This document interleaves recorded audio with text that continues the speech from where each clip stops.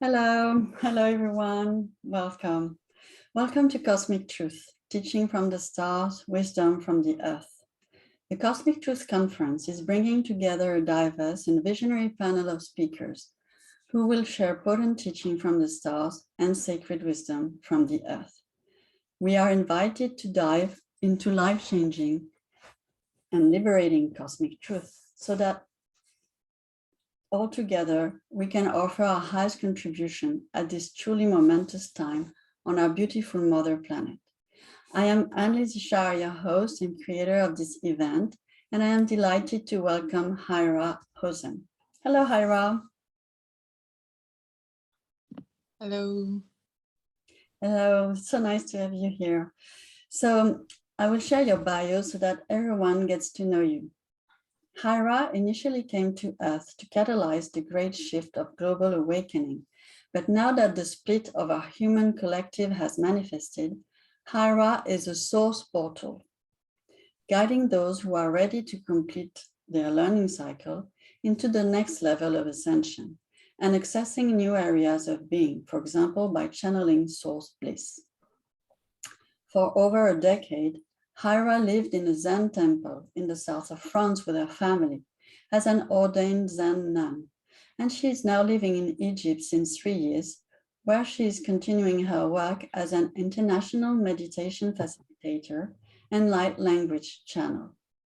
Hira is here to co-create a new Earth Now experience, a timeline and reality completely filled with high-frequency co-creations only. Since a decade, Hira offers in-person and online Awakening the Illuminated Heart workshops as certified teacher of the School of Remembering, founded in 2011 by John Valo Melchizedek in Sedona, USA. Feel free to connect to Hira directly for online one-on-one ascension sessions, online Ride Your Lotus gatherings, and in-person ATIH and Black Diamond Tantra workshops on Hira's website, tantraoftheheart.com. Hira, I'm so happy to have you here, and I just can't wait to dive into your topic. So Hira, your topic for today is Gaia Mother Earth Ascension in 2012, and what does it mean for us today? So first of all, maybe you could let us know, what does it mean to be a source portal? Sure. Well, it changes all the time. So it's not like I can really give a definition of it. Neither have I seen it anywhere else. It's something that came to me as because, you know, in the business that I am in, the new earth, the new age, we all like keep changing our names and keep changing our vibration. So it's really hard sometimes to kind of put your finger on the pulse of like what you're exactly doing. So I used to be like an ascension catalyst, somebody that catalyzes awakening, ascension. But then I realized when the split of the humanity happened, I mean, it happened in 2012, but it really manifested in 2020. So when this split like manifested, I felt like I'm not here to accelerate anything. It's done. So it's like, you know, that part of my work, let's say, has been a very important part of my work. You know, I used to always be the one that stands on the boat, like, come on, come on, come on, the boat's leaving, you know. And then the energy completely changed. There was no more convincing or trying to awake the others, or it's just that energy has just been emptied out, you could say. It's just not, for me anyway, not very useful anymore. Everybody already made their choice. So of course, it's fun if somebody comes to me privately and says, I really wish you to guide me or give me some, I don't know, some tantric practices or some things. And of course, I will help, but not like in the sense of that I'm here to wake others up. I mean, that's that job. I've done it. I fully went for it. I finished. Khalas. So yeah, then I was looking for a different type of energy, how to introduce myself or how to introduce my work.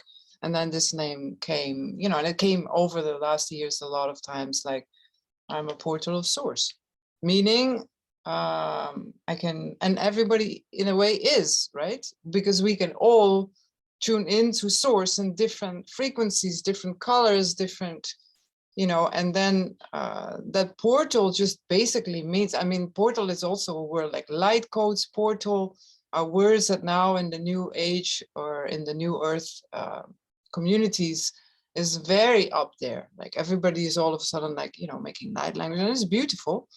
But what does that really mean, right? What is light language? What is a portal? What are all these things that everybody, especially the youth now, you know, come like, I'm a light language this and a light and a portal that and a portal here, a portal there. And then I think it's very cute, so I'm not absolutely not judging it, but I'm like, okay, well, I've been in this business for 20 years doing light codes and portals, so you know, like, do you really know what you're doing, or are you just like going with the waves, which is usually the case. But that's, you know, I'm delighted to see so many people going in that direction. So again, it's not a judgment, but what is it like? It like basically every cell of your body is a portal. Your chakras, the main chakras in your body are portals. Everything is like, your heart is a huge portal. So everything is a portal into other dimensions. Your pineal gland, when it's awakened, is a portal. You know, so many, when you connect it to pituitary chakra, like so many ways, we have so many ways to access the other dimensions at the same time as being here. We don't need to leave our body. We can just do that here. So it's like, we are like a walking, living source portal, but you have to clear yourself and clean yourself out from all your identities and personalities to actually be that channel. So what is a source portal? It's someone that can empty themselves out like a hollow bamboo and just basically channel source energy. And this can go as high as the person can handle.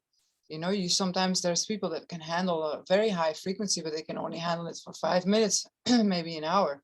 You know, they give a session or they receive a session or they're in a session, they go for an hour.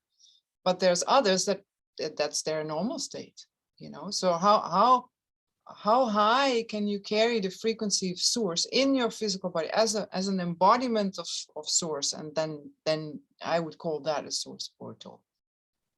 Wow, yes, that's that's amazing. That's very interesting to have this perspective. And actually, you have been mentioning the heart. You have mentioned also our brain and all our glands. So, how is the heart connected to the brain, and how can we create a new Earth from this connection? Yeah, so there's many ways, you know, that in the Taoist tradition, for example, there's the 3 main centers. So you have the head center, so in the middle of the head, basically we have a central channel that runs through the middle of the body in front of the spine.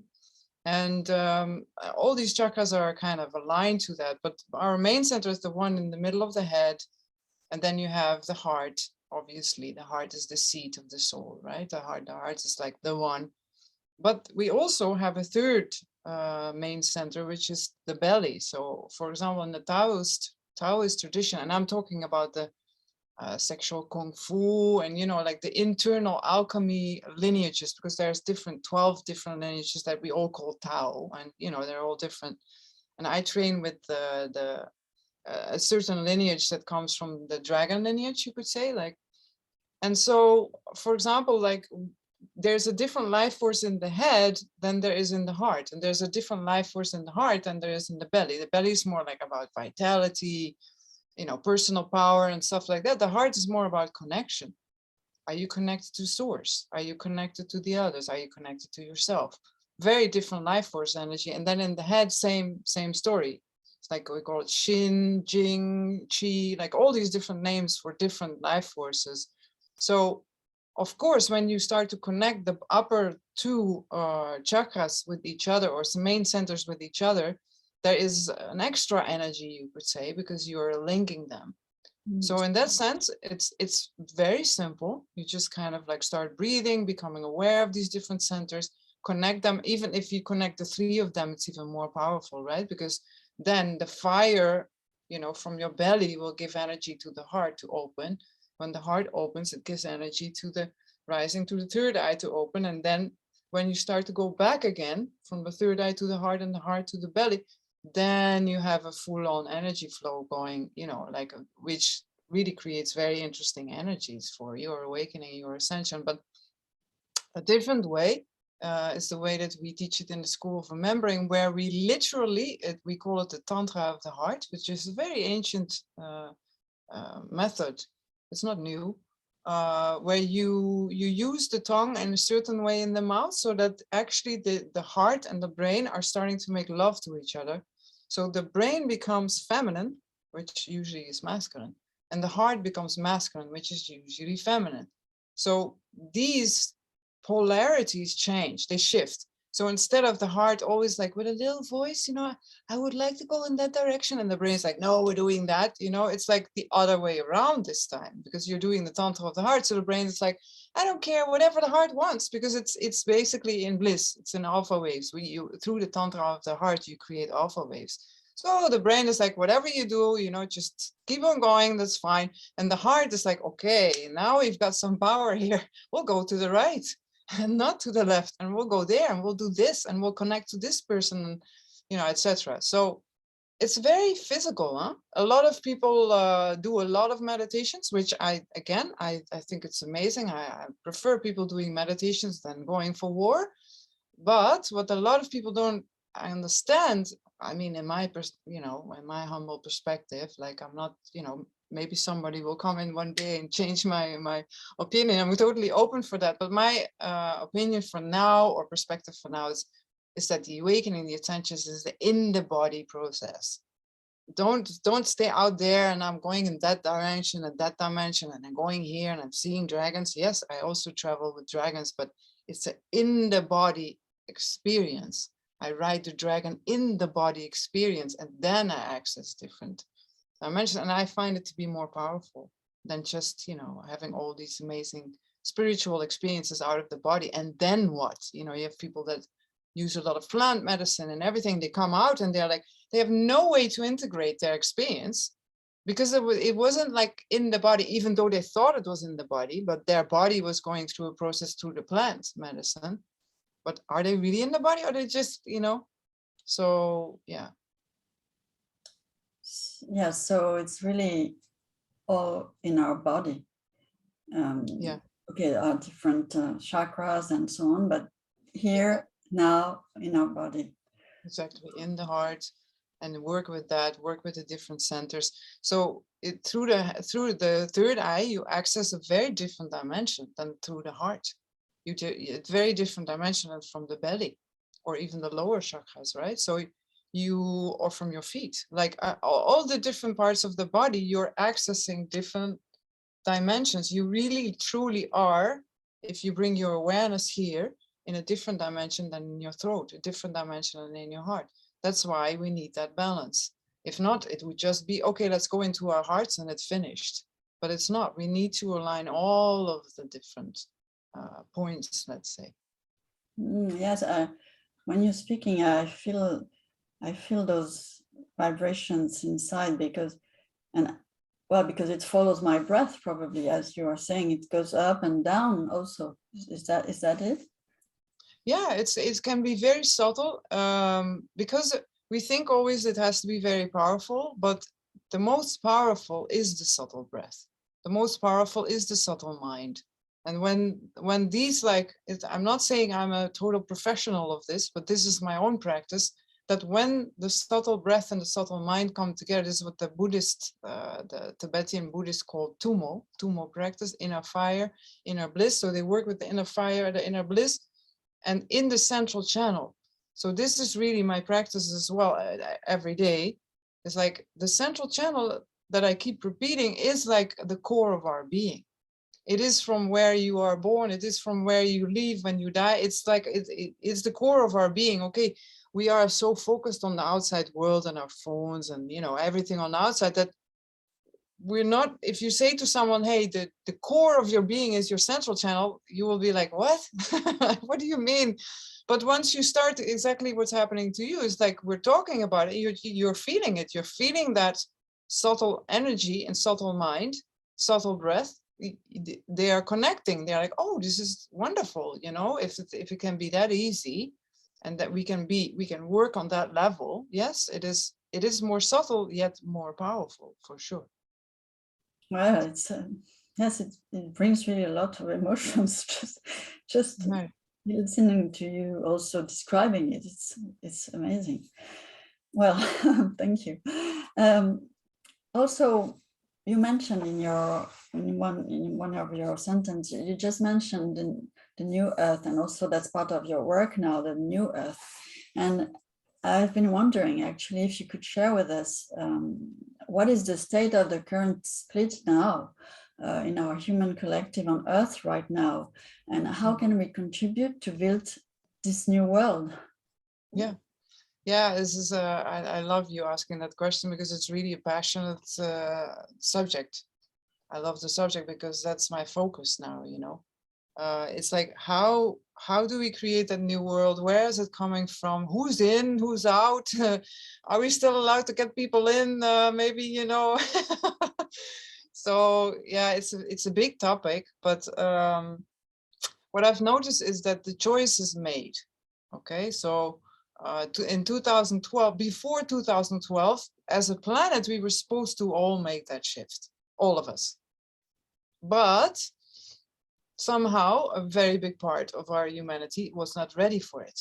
It said, no, I don't want to ascend. I want to continue this. I call it the duality game, or the duality paradigm. I'm not done with playing that light dark game. So if we would have, as the ones that wanted to have this experience of ascension or awakening, full awakening, and only having a light paradigm, so no more light and dark, just light, just love, just simple, you know, bliss, light, love, ease, you know, harmony, trust, beauty, all these things, confidence.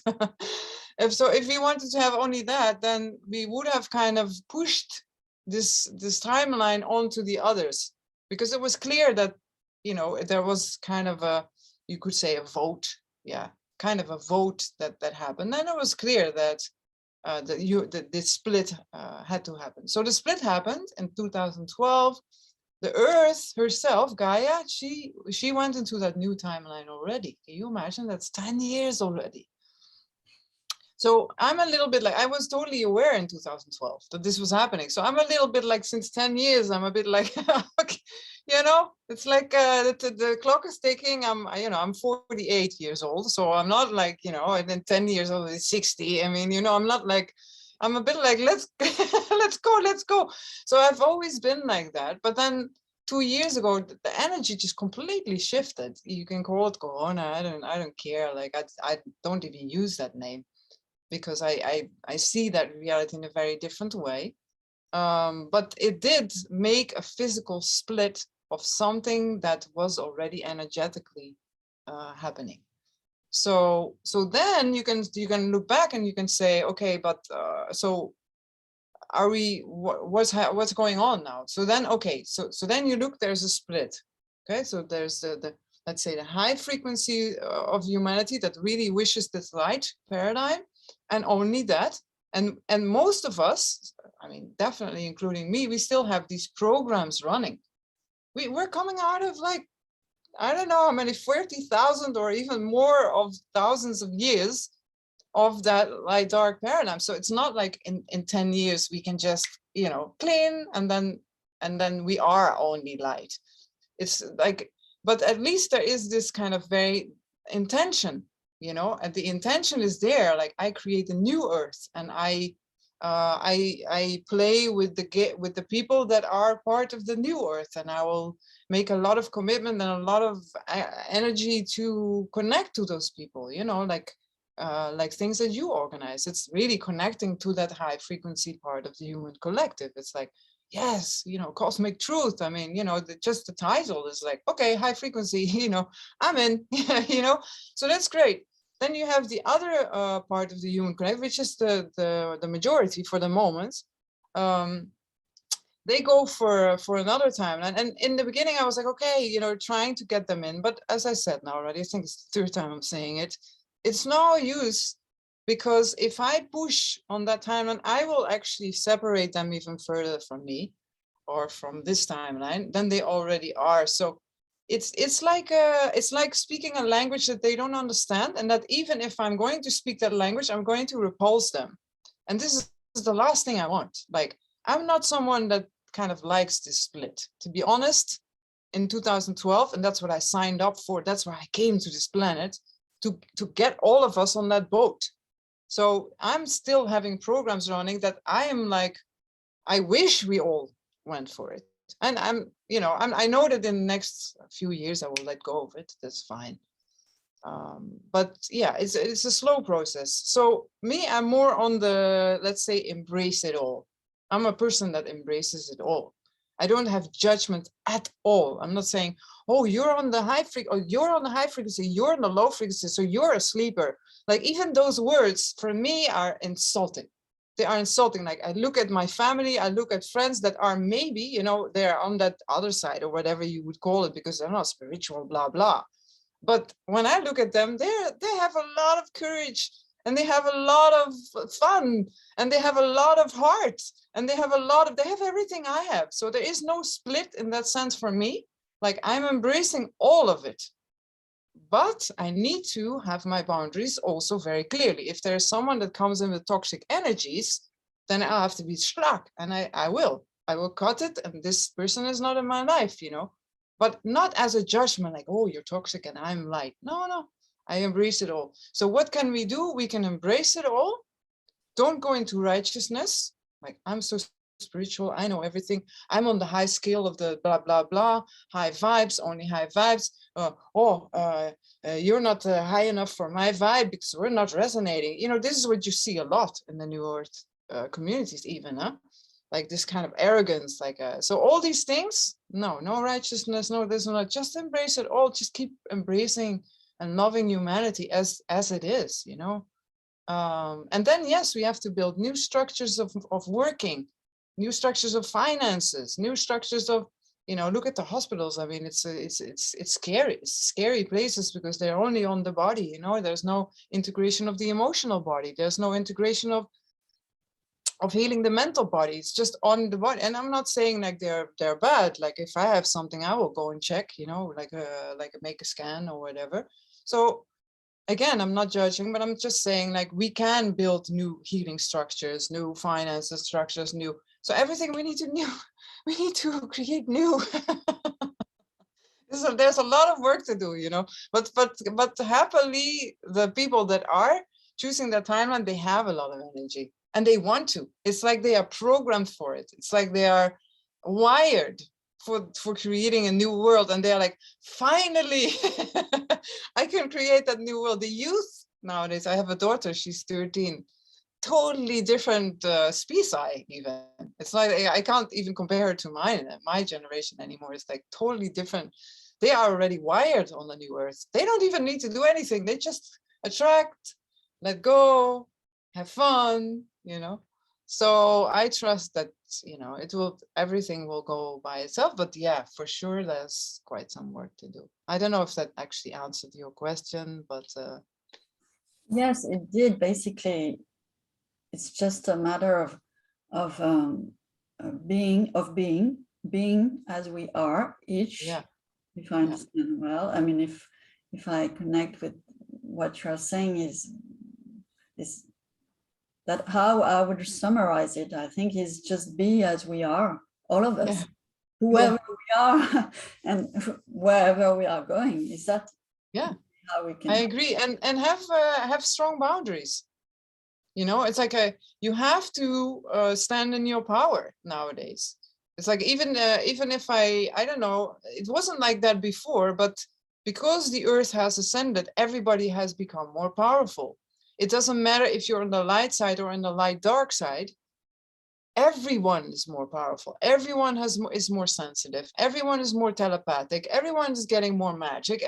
Everyone. So in that sense, everyone is starting to understand that this physical reality is not the only one.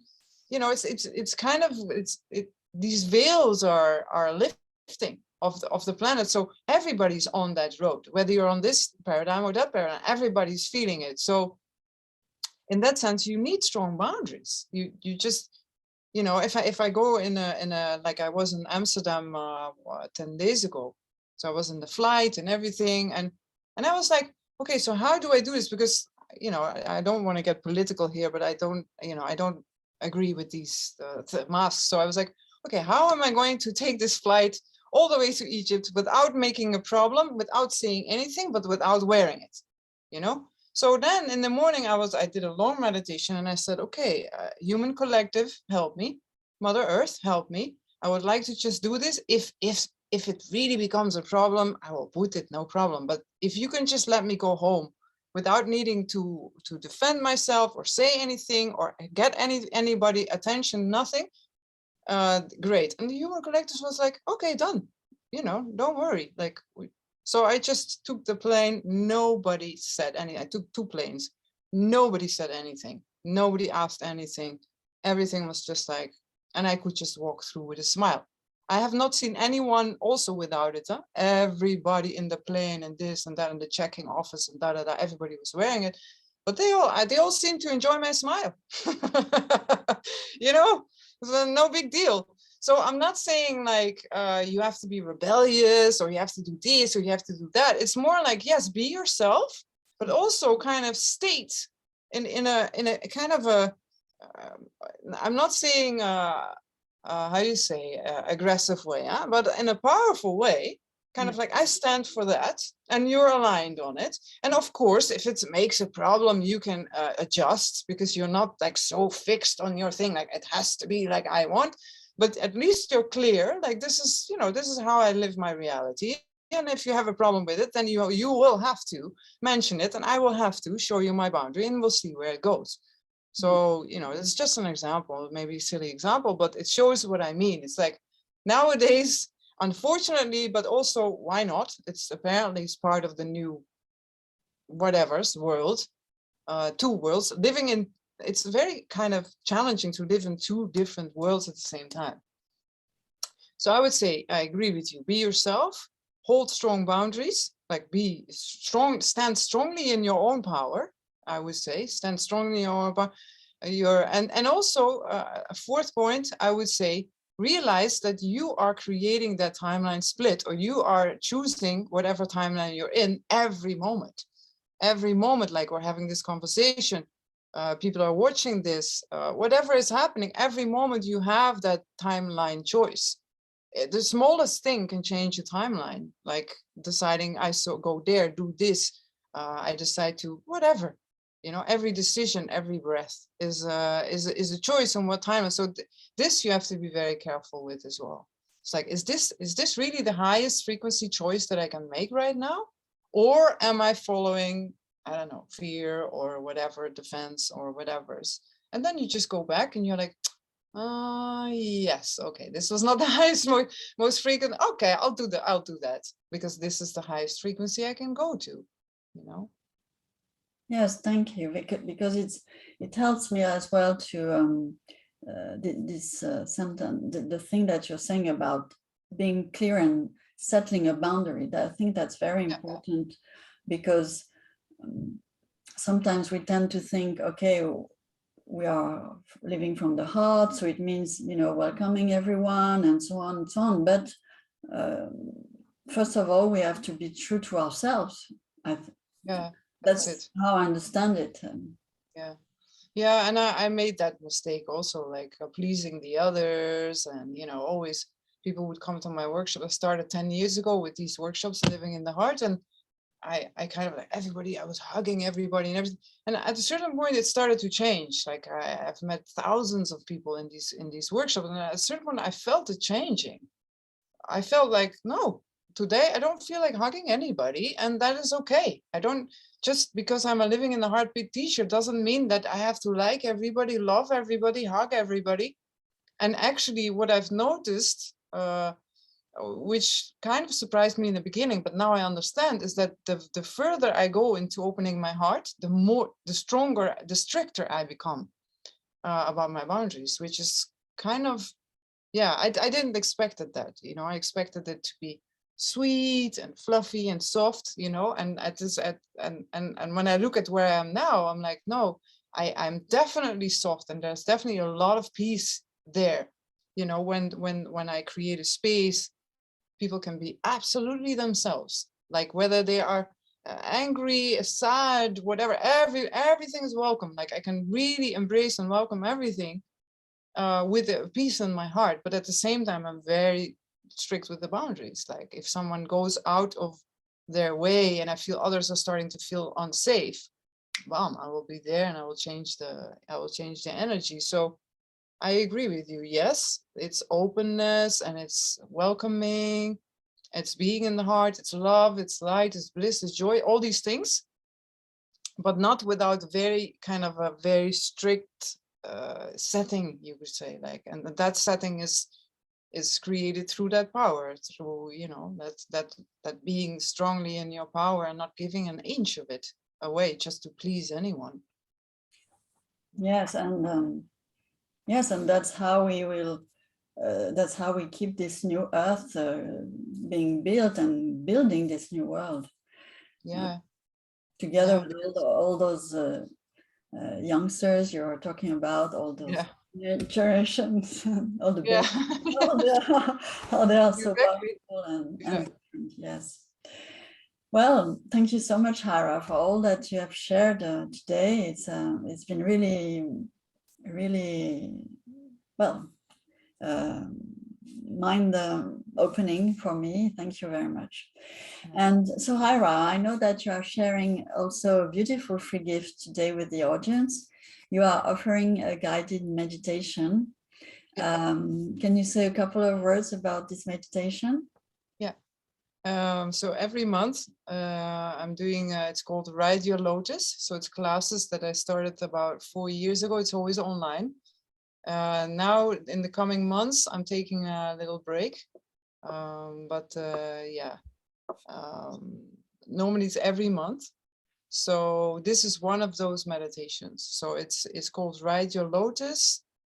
And in this one, we are actually going into our heart space. So it's really about the heart. And it's also about leaning back into source. So it's instead of thinking or believing that we need to make a lot of effort to get somewhere, to get something, it's the opposite. It's like, how can we rest into our true nature, that what we already are, and then allow from there spontaneous source energy to manifest itself in whatever way it wishes. So it really is a 180-degree turn and into like, we're using a lot of willpower. No effort, no willpower, no nothing like put your shoulders under it, nothing. Just go into your heart space, relaxed and lean back and just let it happen. Yeah, so it's a very nice meditation. Wow, thank you. Thank you. So I will say to everyone that they will find the link below the video. So, well, thank you so much, Hira, again. Thank you for being part of this event. To everybody who is watching, thank you so much for being here with us and being with Hira. Stay tuned. We will have many more other interviews coming your ways, and I will see you soon.